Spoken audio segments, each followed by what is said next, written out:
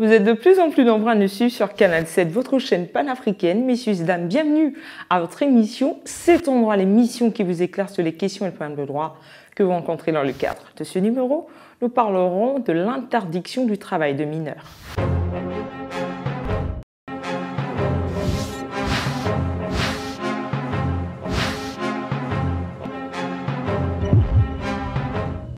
Vous êtes confortablement assis, c'est parfait. Pierre est un petit garçon de 9 ans qui habite dans un quartier de la ville de Franceville, chef-lieu de la province de Haut-Ogooué, c'est au sud-est du Gabon. Chaque matin, au lieu d'aller à l'école, ses parents paresseux ont choisi d'envoyer le jeune garçon à l'un des marchés de la ville pour leur apporter un peu d'argent. C'est un jeune vendeur d'oranges. Le jeune garçon est très triste puisque depuis 2 ans, il n'a plus jamais connu le chemin de l'école. Ses journées se résument à aller de 7h à 19h vendre des oranges au marché.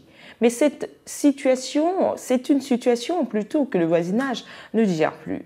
Mais ignorant les textes de loi, les gens du quartier se demandent si le travail du jeune garçon n'est pas en violation de la loi gabonaise. À votre avis, que prévoit la loi? La réponse, c'est juste derrière cette transition.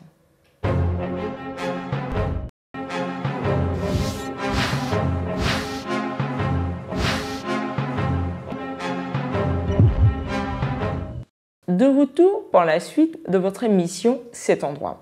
Avant même de lire le droit dans cette histoire, nous trouvons nécessaire de définir ce que nous entendons par travail de mineurs, communément appelé travail des enfants. C'est la participation de personnes mineures à des activités à finalité économique et s'apparentant plus ou moins fortement à l'exercice d'une profession par un adulte. Au niveau international, l'Organisation internationale du travail, l'OIT, le définit en comparant l'âge à la pénibilité de la tâche, du moins pour les enfants de plus de 12 ans. Sachez que l'article 6 du Code du travail gabonais dispose que les enfants ne peuvent être employés à des travaux qui ne sont pas appropriés à leur âge, à leur état ou à leurs conditions ou qui les empêchent de recevoir l'instruction scolaire obligatoire, sauf dérogation prévue en application de la présente loi. En somme, les parents du jeune Pierre se sont rendus coupables devant la loi et ils devront donc répondre de leurs actes devant la justice.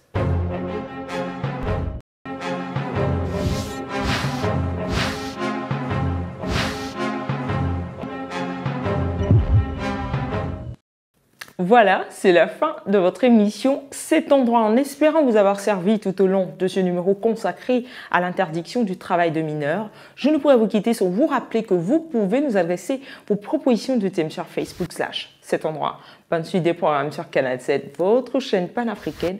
N'oubliez pas, tout nul n'est censé ignorer la loi. Au revoir et à bientôt.